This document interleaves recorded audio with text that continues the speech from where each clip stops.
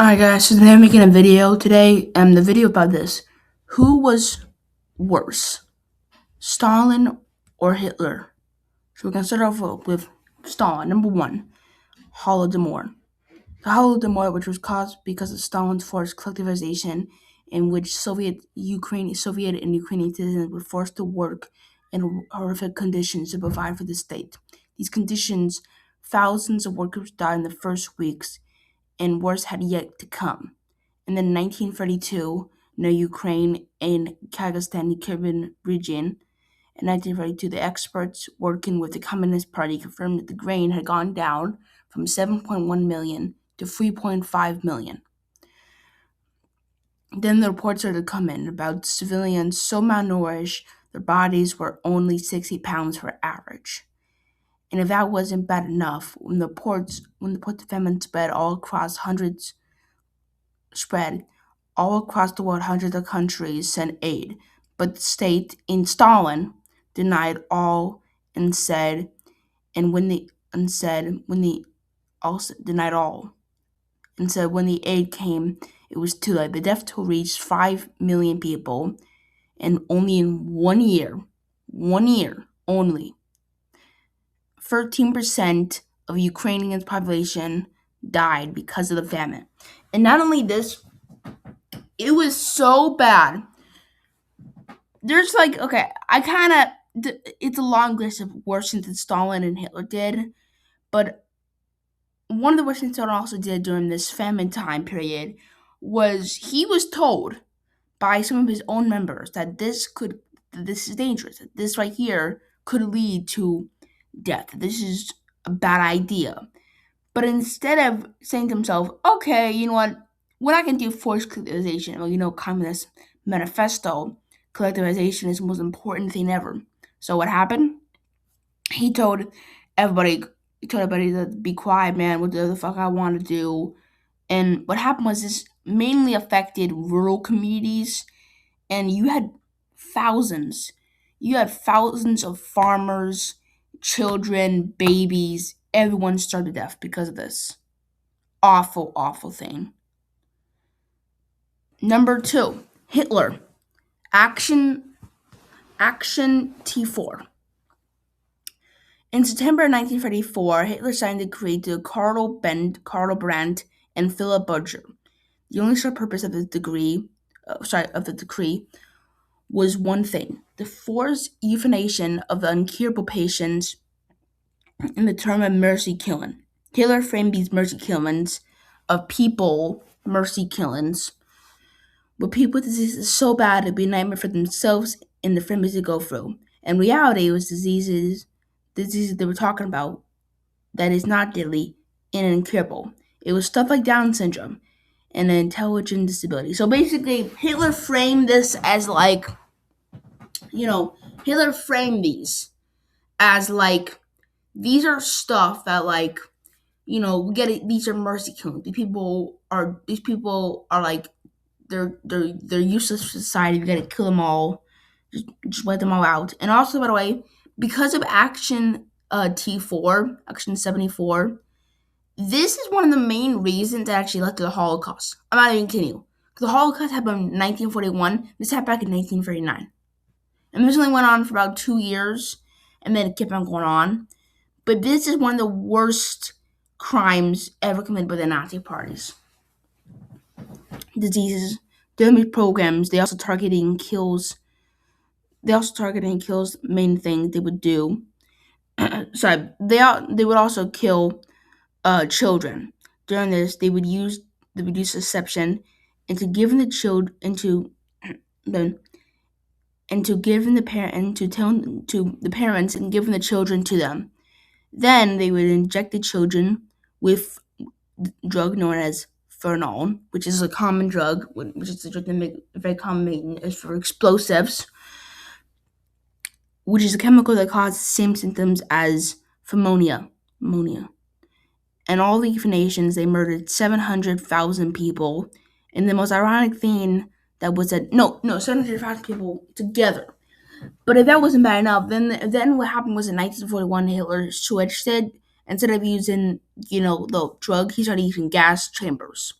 So they started putting these people with diseases and stuff like schizophrenia and bipolar and autism and cerebral palsy into gas chambers and basically killed them there. The most ironic thing about it though was Joseph Goebbels had a congenital club foot, which meant that Goebbels would have been killed for exactly. As I'm that Goebbels had a club foot. In other words, because of the degree, anyone with any mental illness, any physical disability needed to be killed. All of them. All of them. Okay? Goebbels would have been killed himself. But no. Goebbels was such a fucking meat writer for Hitler that the Nazis and Hitler himself decided to say, no, that's different. That's different. Goebbels has a club foot, but he's still loyal to the Nazi. Yeah, he was fucking loyal to the Nazi party. But you know why? Because Goebbels was a fucking sexual peasant and sexual beast. All right, he was a pest, and he deserves to fucking rot in hell for what he did. Number 3, Stalin's Nansen Island, also known as Cannibal Island. The Nansen Island in 1933, during the height of the Stalin Gulag, the plan was simple.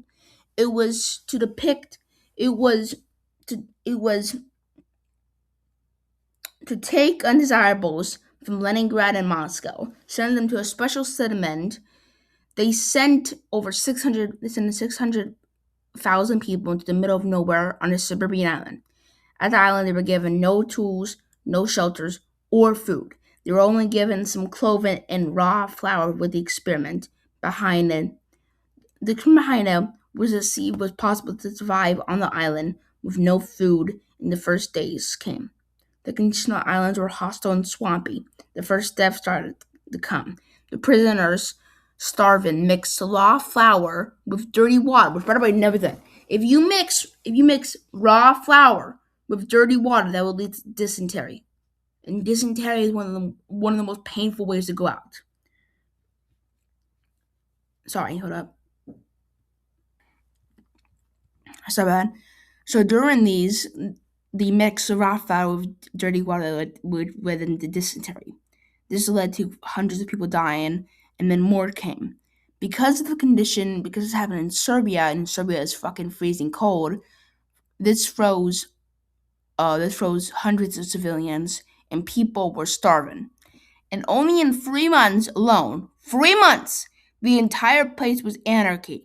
People were being beaten to death, stabbed, strangled for just limited supplies, scraps of food, and gold fillings. People were literally being killed over little old, like, pieces of fucking raw potatoes. Okay, that's how bad it was. The worst, the worst case reports then the worst case reports of mass cannibalism had come. The military confronted this in the top. So there was reports of cannibalism, mass cannibalism. The military confronted this, and the top civilians, the people were being eaten alive. I'm not kidding you. Because of how bad the situation were, people were being cannibalized. There was human cannibalism going on. Human cannibalism. People. Stories include that some prisoners, some there, were literally hit over the head by rocks and killed. Other examples include people trying to escape on like a makeshift raft, because this island was in the middle of nowhere. This island was like they purpose for the island in the middle of fucking nowhere. The people trying to escape from the island would be shot to death, basically. Then in 1933, panicking, Stalin decided to end the project. The settlement was shut down. Out of the 6,000, only 2,000 survived. So 4,000 of them died. Out of the 6,000, 2,000 survived, and only in 4 months alone. This event also inspired Squid Game. That's actually true, and it's also it's also called Cannibal Island, or also known as the Island of Death, because to this day, back to our day, that there are bodies still buried at the place that are still being discovered. Number 4, Hitler's Night of the Long Knives. In June 30th, 1934, Hitler was only in power for a year. Fearing that he would lose power, he gave an order to Heinrich Himmler, Hermann Goering, and Rainer Heydrich. The plan was simple. Inside Nazism, Hitler made himself. So basically, what happened was in there's a I forget the name, but there's like a law book in Hitler's ideology, which is that Hitler's above law. Hitler's like is like the Führer, which means that he's the president and the chancellor combined, right? So he's above everybody else. Whatever Hitler does, it's okay. Hitler can Hitler can drop a nuclear bomb, and it would be okay.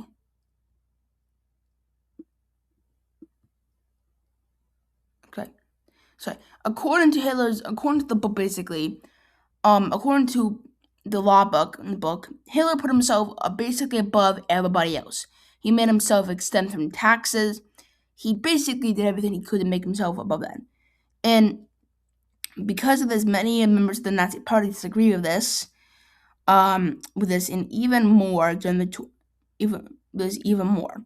And during the 20s, during the hyperinflation time period, and during Germany, during the Weimar Republic in the early 30s, Hitler ran on very, very socialist policies, including running on taking massive amounts of wealth, taking over massive amounts of corporations and industrialists, basically.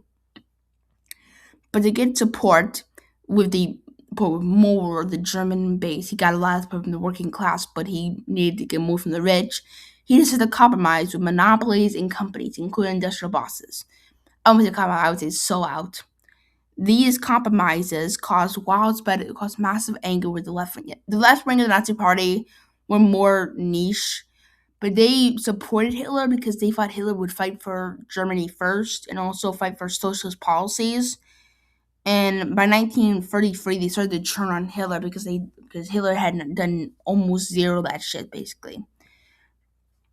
And then I said, right, fearing that he would be replaced because Hitler's power was still this much. The Reichstag had gone off. Hitler had made himself supreme emperor, overlord, god, king, but he still was afraid of being assassinated.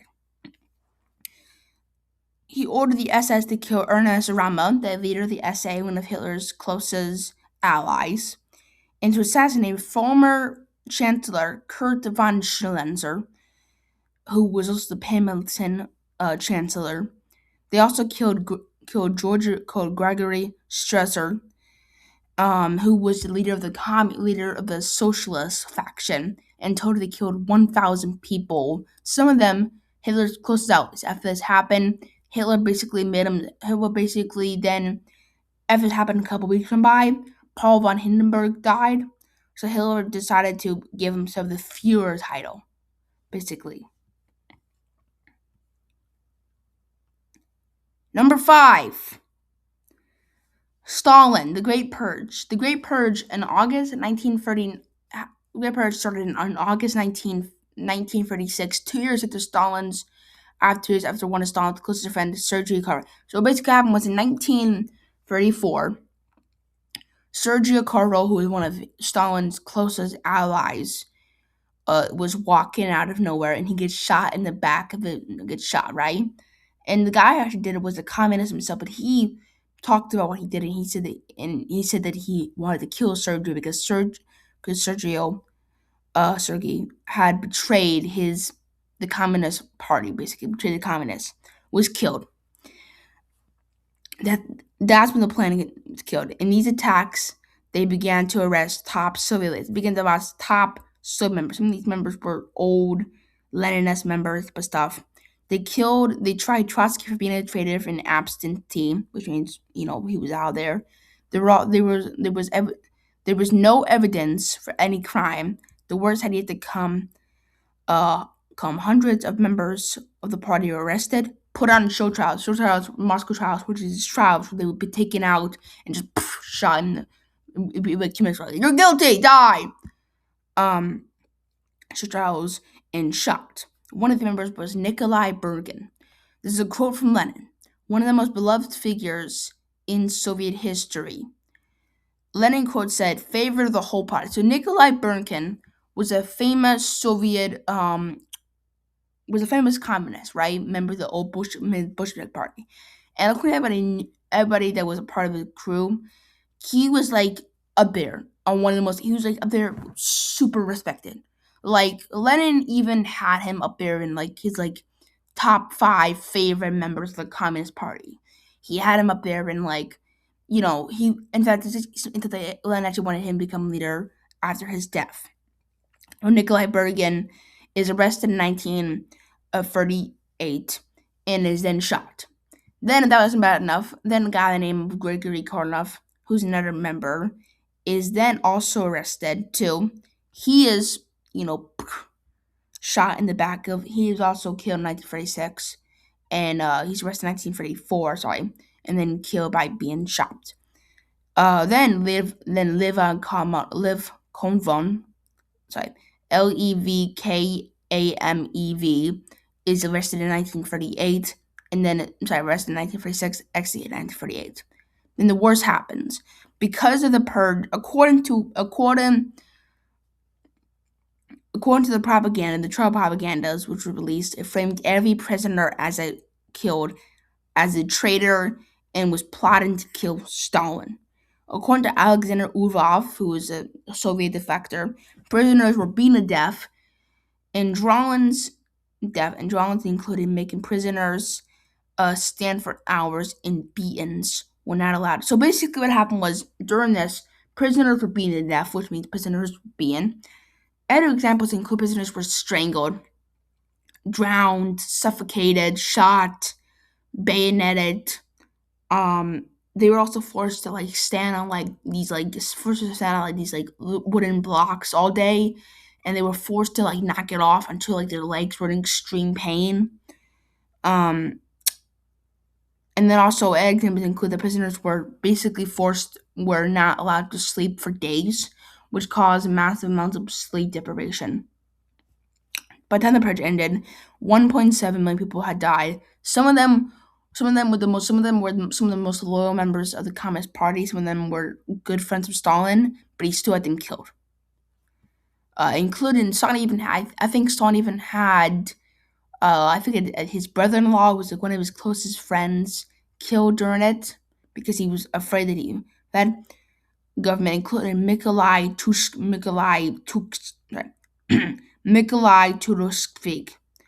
also known as Red Napoleon, who also was made Marshal of the Soviet Union, which is one of the highest positions ever. The Red Napoleon was one of the most beloved tactical generals. He was tortured and shot and back of the head. So basically what happened was that Nikolai Turushvik, also known as the Red Napoleon, was one of the most beloved tactical geniuses. And in 1935, he was made Marshal of the Soviet Union, which is one of the highest positions ever in the military. He comes back after a visit to London. He gets arrested. Stalin has him charged with traitorcy. He is tortured for weeks. He's beaten. He's bruised. Um, and this gets so bad that then Stalin then tells a guy by the name of Nikolai Huska. Nikolai Huska was another guy. He's one of the members. He probably seen. I'll show the photo at the end of the video. I'll have my thumbnail. Basically, basically Stalin then has him killed. He's shot in the back of the head, and his body is then burned. And then that wasn't bad enough. Then his family was also sent to gulags. His uncles and his brothers were also executed. Final, who was worse? Hitler's death toll, 6 million during the Holocaust, and 6 million in the Holocaust, as we know. Gassing, execution, bombing, became also Hitler's war crimes with the Poles and the Czechs. That's also true. So 6 million, probably more than that, during the Holocaust. Because of him, he started World War II, which led to 77 million people there. And Stalin's worst crime, the Great Purge, and the Russian famine. Can't forget the Holodomor, which the Great Famine, which led to the Russian famine, which led to 8.5 million people deaths. and his systematic killings of people led to 25 million people in his own generals, his own members, and refused soldiers and civilians to surrender. Not to mention, Stalin even had his own son executed because his son was captured. And the worst thing Stalin did, one of the worst things Stalin did ever, was he went against the Communist Party itself, because even Stalin didn't like him. Even Stalin was not planning to put him as leader, and had to planning to take him out of the communist forces. You guys can comment who you think is worse, Stalin or Hitler. These are just some evidence in there. I hope you guys enjoyed this video and have a wonderful day.